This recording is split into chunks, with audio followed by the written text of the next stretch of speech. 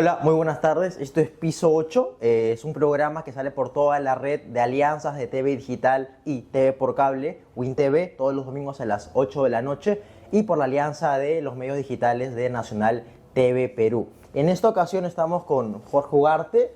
Él es precandidato a la presidencia, ¿no? Profesor, ¿qué tal? ¿Cómo está? Tal vez previo a comenzar con la Inquisición, por así decirlo. Ya te conozco, ya te conozco, ya. Quisiéramos tal vez al público que tal vez no lo pueda conocer, presentes un poquito, ¿no? ¿Cuáles son sus aspiraciones políticas? ¿Quién es usted? Incluso sus aspiraciones personales, brevemente. Ok, quiero agradecerte por la invitación, por la entrevista a los muchachos que también están aquí presentes, a todo tu público, saludarlo.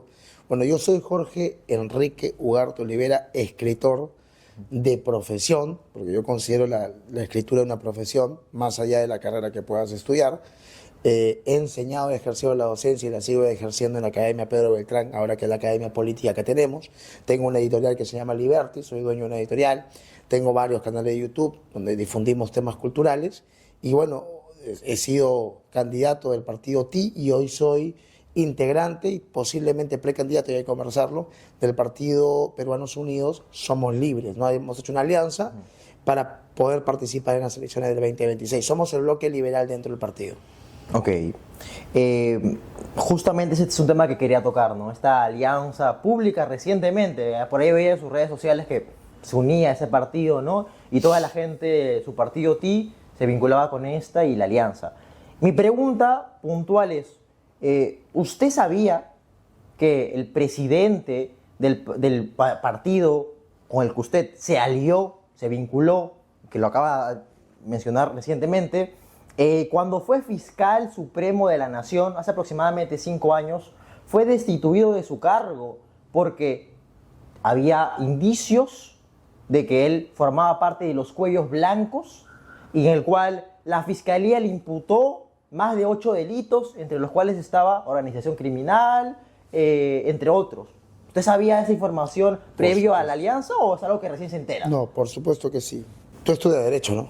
Estudio Derecho. Todos somos inocentes hasta Que se demuestre lo contrario. Ok, él no tiene sentencia sobre ese caso y ha sido ampliamente difundido y no de lo que lo acusaron, porque yo te puedo acusar mañana a ti de algo y eso no quiere decir que seas culpable. Pero lo que sí hay es una destitución de su cargo. Por una Junta Nacional de Justicia absolutamente caviar. Pero ese es un proceso administrativo. Pero Caviarísimo. en ese mismo proceso administrativo, para que se logre la destitución, no es que simplemente se diese de la nada. Tienen que pasar por unas pruebas que se evalúan y a partir de esas pruebas... Subjetivamente.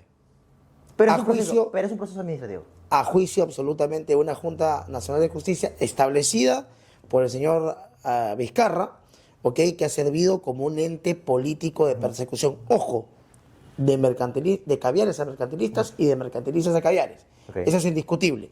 Pero en este caso en específico no tengo por qué defenderlo, porque he conversado con el doctor en mención, el doctor Tomás Gálvez, y nos ha explicado, nos ha enseñado documentos, y no tiene sentencia, no tiene ningún problema.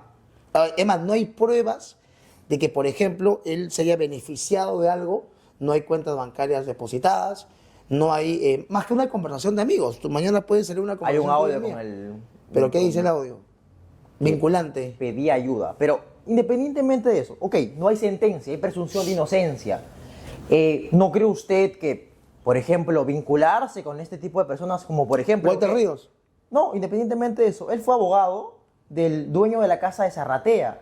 Pero tú no eres abogado. Donde Pedro Castillo... Pero tú eres abogado, ¿cómo vas a decir eso? Pero él fue abogado. Los abogados no son responsables de los delitos cometidos, Yo lo posibles entiendo. delitos cometidos por sus clientes. Pero ¿no le parece a usted que generar un vínculo político No, con personas... ninguno. Que Keiko Fujimori no tiene sentencia? Está bien, ¿y qué te dice lo contrario?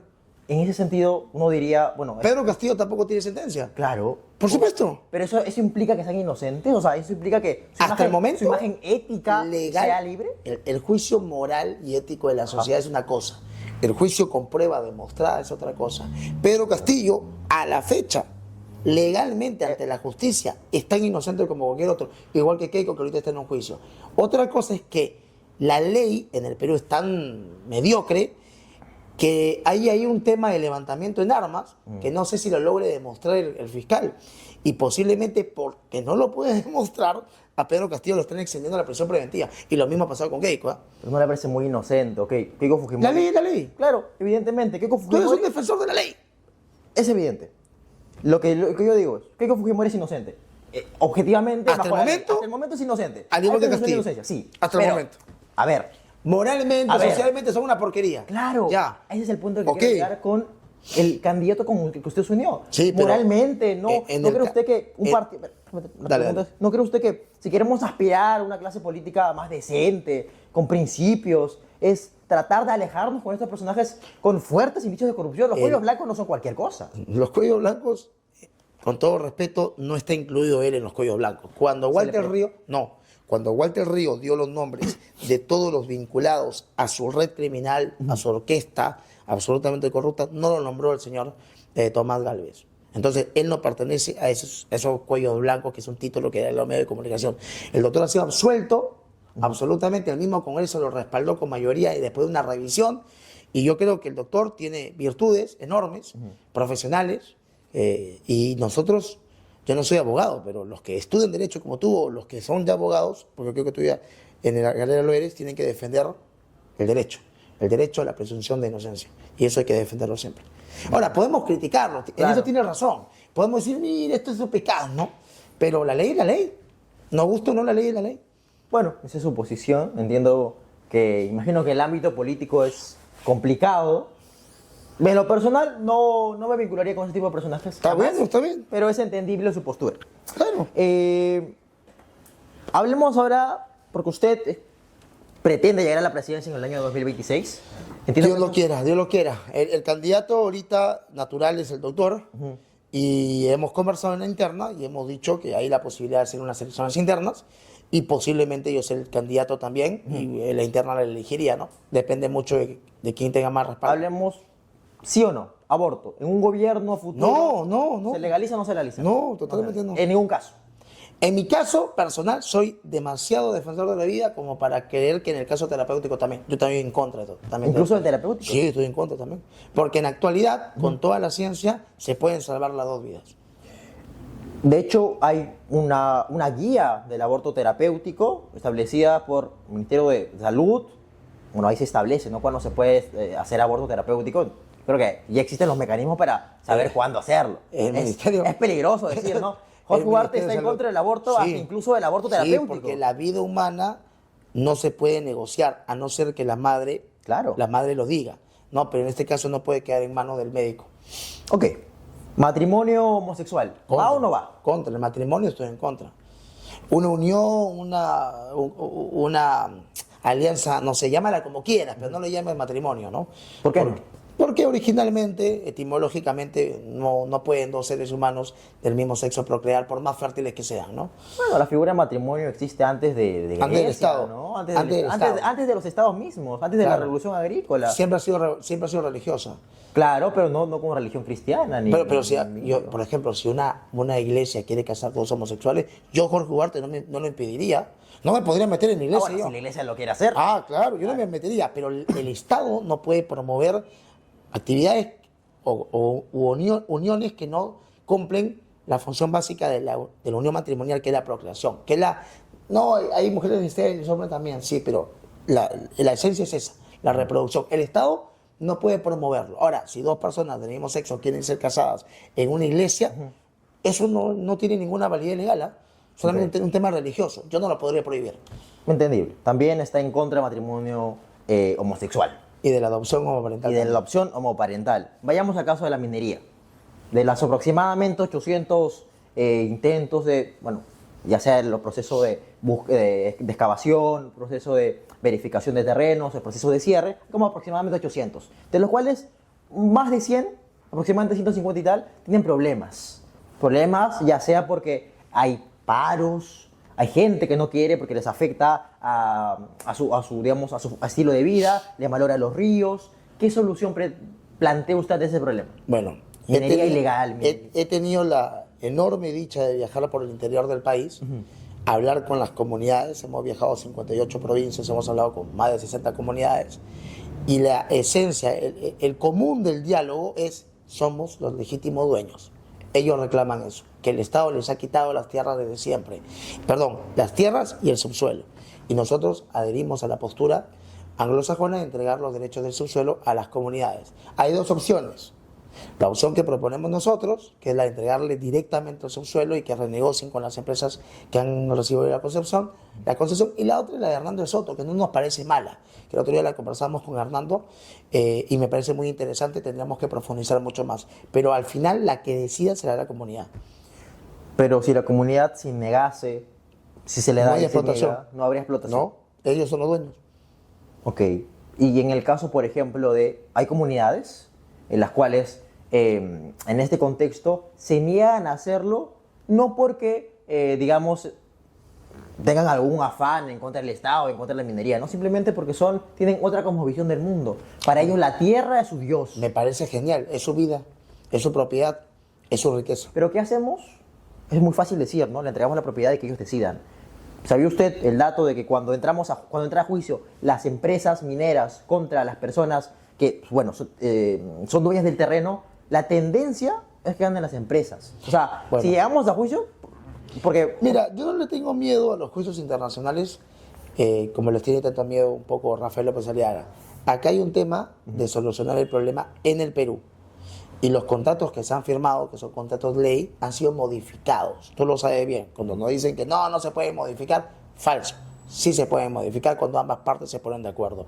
Entonces, el Estado puede tener un poder de negociación a favor de la comunidad con la empresa X. Esa empresa puede irse a otra zona, ganar la concesión de otro lado, antes de tener un conflicto donde nunca, escúchame, nunca van a poder explotar y sacar un grano de oro, porque la comunidad no lo permite. Mientras la comunidad no quiera, no se puede. La comunidad es la legítima dueña de esa riqueza.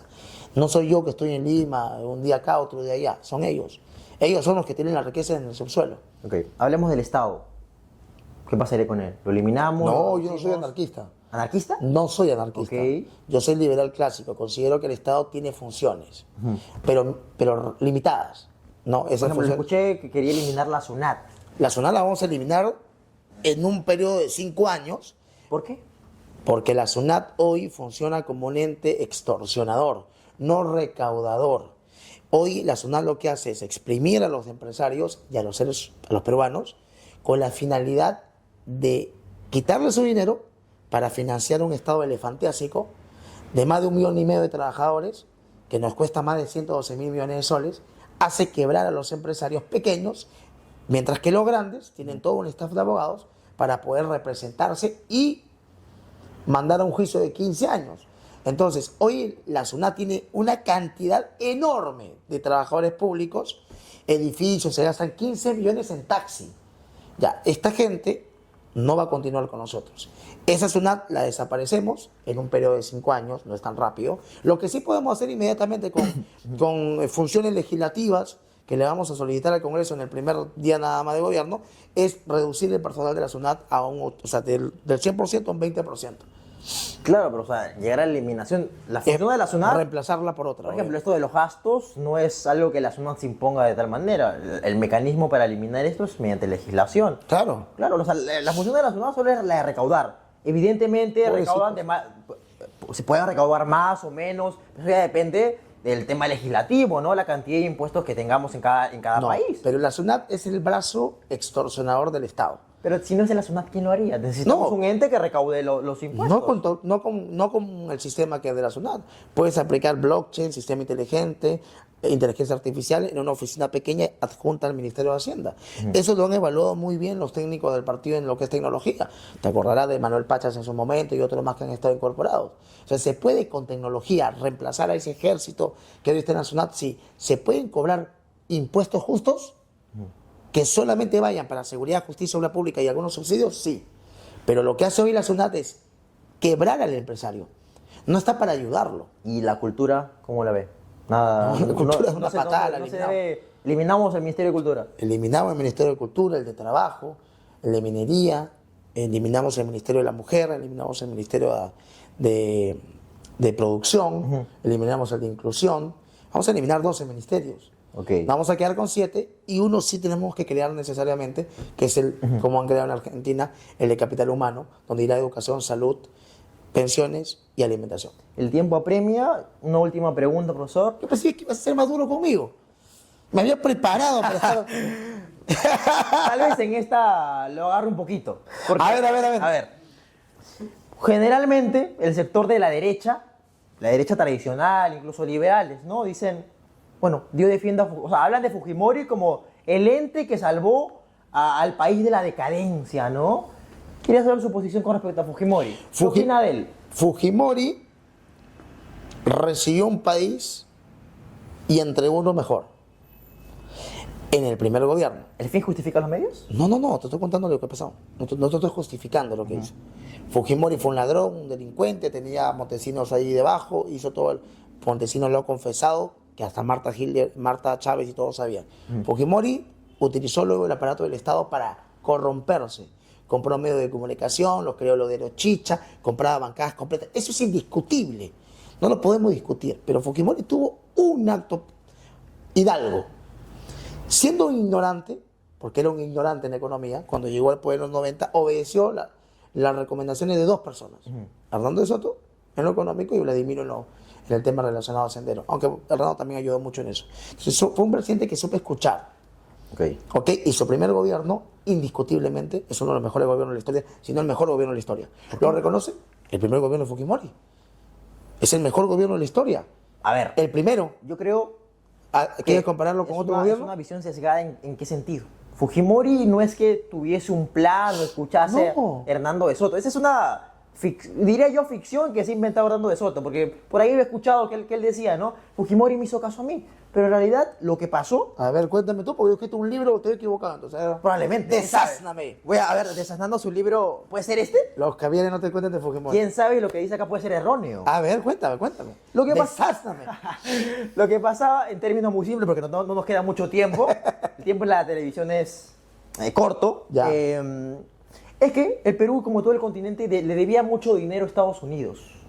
Y se creó, bueno, usted conocerá, el Tratado de Washington, ¿no? El consenso de Claro, Washington. el consenso de Washington. En ese sentido, el plan económico de aperturas económicas no fue planeado por los gobiernos peruanos, latinoamericanos, para nada. Fue estrategia estadounidense para decir, ok, ¿cómo hacemos para que estos países tercermundistas, con esta visión de ellos, con respecto a nosotros, hacemos que nos paguen, ¿no? Bueno, hagamos que ellos, porque los estadounidenses saben que abriendo la economía que se genera mayor rédito económico en los países, bueno, de esta manera van a tener financiamiento para pagarnos.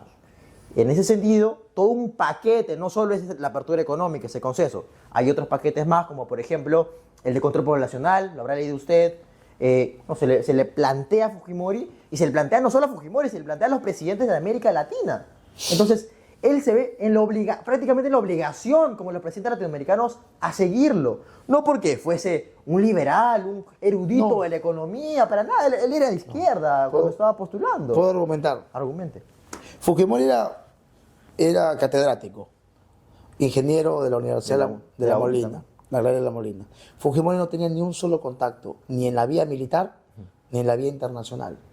No tenía ni un contacto en el Banco Mundial, en el Fondo Monetario Internacional, en ninguno. ¿Quién crees que le abre esos contactos? Hernando de Soto y otros economistas más que le abren las puertas al mundo de la economía extranjera. Exacto. Lo que se aplica aquí en el Perú es el consenso de Washington de 1989. Williamson, el creador de esto, que trabaja en el Fondo Monetario Internacional, amigo de PPK, le da los 10 mandamientos. Eso está en mi libro. Pero eso no lo encuentra Fujimori de la noche a la mañana. Lo acercan. En Miami se entrevistó, por ejemplo, con Carlos Bologna. Entonces, ese acercamiento es de economistas que están alrededor de él, porque él no tenía los contactos. Estoy de acuerdo contigo. Era un ignorante en la economía. Era un zurdo repugnante. El tipo tenía los 7 samuráis. Uno de ellos, el hermano de Susana Villarán, de izquierda. Pero Fujimori escuchó a los economistas que llegaron después de la segunda vuelta. O perdón, después de la primera vuelta. Entonces, para que se entienda un poquito eso, tiene razón en el sentido de que Fujimori no sabía nada, sí. Que el consenso de Washington es lo que se aplica, sí. Lo que no es verdad es que esto apareció de nada. Los contactos son estas personas. Estos economistas que sí tenían contacto con el mundo económico y que aplican la receta del Consenso de Washington. Que quiero agregar un detalle adicional, si me permite, rapidito. La Constitución del 93 es social de mercado, Sí, no es economía. igual que la del 79. O sea, economía social de mercado. Que la otra es más estatista, sí, esta es menos. Pero las dos son economía social de mercado. ¿Usted cambiaría eso? Claro, pondría economía de libre mercado. De libre mercado. Claro, esto es redundante la economía social de mercado, porque la economía es social. Porque tú sacas al ser humano de la economía, no hay economía. No, es que la visión social es como para una visión de lo que Un el rostro Estado humano. genera, es para financiar algunos proyectos sociales, ¿no? Subsidios, Claro. ¿no? El ordoliberalismo alemán mezclado con el... Ciertamente es necesario en un contexto peruano. Una vez discutimos, creo que esa parte tú y yo, ¿no? Sí, creo que gané esa discusión. Ah, sí, mira, sí, cada uno puede creer lo que quiera creer. Mira, ahora sí, última pregunta con respecto a Fujimori. Caso social, terrorismo. ¿Usted cree que hay debería haber algún tipo de reconciliación en ese sentido? Hay una fuerte pelea ¿Reconciliación con quién? en el sentido de víctimas del terrorismo, porque hay víctimas en todos los sentidos. Hay policías, hijos de policías que han sufrido, ¿no? Sus padres iban a la guerra contra el terrorismo y morían. Pero también hay el otro sector, personas campesinas, que bueno, son descendientes de familiares que se los acusó de ser terroristas que al final no lo eran, Claro. pero murieron. Pero no en su gobierno él tanto, ¿ah? Más fue en el gobierno de Alan Eso es y en cierto. el gobierno de Belaúnde. Pero también pasó en su gobierno. Pero No hay que muchísimo negar. menos. Entonces el APRA también que pida perdón, pues. También que pida perdón en la Acción Popular. Porque según la Comisión de la Verdad y la Reconciliación, que es antifujimorista, el gobierno que menos violó derechos humanos es el de Fujimori. Entonces, y el que más violó fue el de Belaúnde. Que Pero pida- sabemos que digamos, el partido vigente es el de Fujimori. No, lo que pasa es Entonces, que, a ver, Fujimori hizo cosas mucho más inteligentes. Fujimori tomó las universidades, tomó las cárceles, tomadas por Sendero. Quiero regresar al punto anterior porque ciertamente como aspirante a la presidencia, el presidente tiene que pensar, si bien en el beneficio general de la población, ¿no? Evidentemente vas a tener tus detractores, pero lo que sabemos es que en el Perú hay una división de los que, por ejemplo, mencionan terrorismo o conflicto armado interno. Eso fue terrorismo. Ya, En mi pero- libro lo explico. Hay dos visiones del mundo distintas. Y estas dos visiones del mundo se generan porque hay una como dicotomía entre los que por ejemplo, pro Fujimori, no acabó con el terrorismo y tal. Y se agarran ese discurso y los otros que no, Fujimori hizo lo que le mencionó en su momento. Mató a personas inocentes, que se los acusó de ser terroristas, pero al final no eran, porque en algunos casos se demostró. ¿Cuál? Por ejemplo, o sea, no Barrios Altos y la Cantuta estaban vinculados con Sendero. ¿Ah? No tenían que morir así, indiscutiblemente. Pero en mi libro demuestro que lo de la apoyada eran terroristas, excepto el niño de 8 años. Había un oficial de el caso de la inteligencia. cárcel en la cual irrumpieron, bueno, ese fue en el caso del APRA, ¿no? Pero hay ¿Qué, casos... el frontón? Fue Ah, el no, gobierno, pero fue el fue gobierno una aprista. aprista. Claro, pero todo eso, Ah, ya. O sea, a ver, que se le tiene que pedir perdón. no sé si perdón, a los pero familiares. ¿cuál es la visión con respecto a ese problema? Te voy a responder. Cuando el Estado comete delitos por salvaguardar la paz social, porque hay delitos, lamentablemente, que se cometen. Cuando hubo el rescate de Chavín de Huántar, se tuvo que secuestrar gente para rescatar a 72 rehenes. Lograron rescatar a 71. Montesinos secuestró gente. ¿Ok? Pero eso lo hizo por rescatar a otros. Es una locura. No lo entendemos tú y yo porque somos civiles. En el mundo de inteligencia eso es muy normal. No hay moral en el mundo de la inteligencia. Es algo que el mortal de pie no lo va a entender. Secuestraron a obreros, a mineros, a una mujer la durmieron y la llevaron a un cuartel para poder construir un túnel porque ella no quería que se construyera. Eso lo explico en mi libro. Punto. Si hay que pedir perdón a las víctimas inocentes, se pide perdón. No se le puede pedir perdón al familiar de un caído terrorista. No se le puede pedir perdón. Pero sí a los que Inocentes. se puede En la demostrar marcha contra Dina han habido muertes inocentes. Han habido. pediría perdón por eso. Sí, pero el que tendría que pedir perdón es Dina Boluarte, ¿no? No yo, pero sí el Estado tiene que hacer una investigación. Y a los que son culpables de ambos lados, ¿ah? El que quemaba, el que incendiaba, ese no ha muerto. El que amenazaba a la gente no ha muerto. Ha muerto una chica que cuidaba animales. Ha muerto un joven que estaba colaborando con los caídos. Pero no han muerto las cabezas más violentas. Es curioso. Entonces, aquí tiene que haber una investigación. Y Dina Boluarte tiene que responder como principal responsable por parte del Estado. Y las cámaras de seguridad deberían de meter presos a los que supuestamente eran los más violentistas. Y que los dos culpables vayan presos. O sea, metamos a la cárcel a los violentistas, protestantes violentistas. Exacto. Y a la responsable principal que es Dina Boluarte. Claro, porque es la Jefa de las suprema de las Fuerzas Armadas. Dina Boluarte tiene que ir presa. Por todo lo que se ha evidenciado, tiene que ir presa. Ok, la verdad que bastante agradecido por la entrevista, profesor. No te preocupes, para servir. Esperamos volver a tener otra entrevista en un futuro, tal vez ya en la época electoral, cuando estén todos ahí en el auge político, cuando se presente oficialmente su candidatura. Y nada, esto fue Piso 8, un programa que sale por toda la red de alianzas de TV Nacional y Win TV. Nos vemos.